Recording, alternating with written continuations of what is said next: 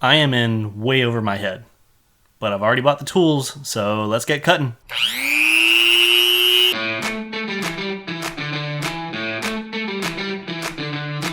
$890JGW on Instagram originally gave me the idea for this.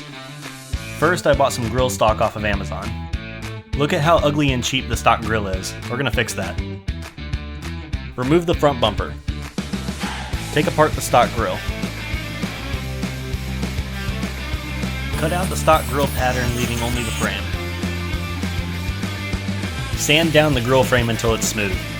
Now we're going to make a template to cut out the new grill. So cut out cardboard, then trace it with tape and cut out the new grill.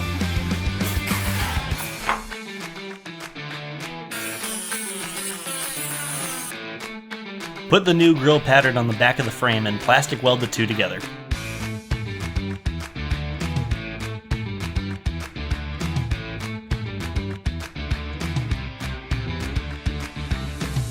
Flat black sucks. Spray paint it gloss black, then clear coat it.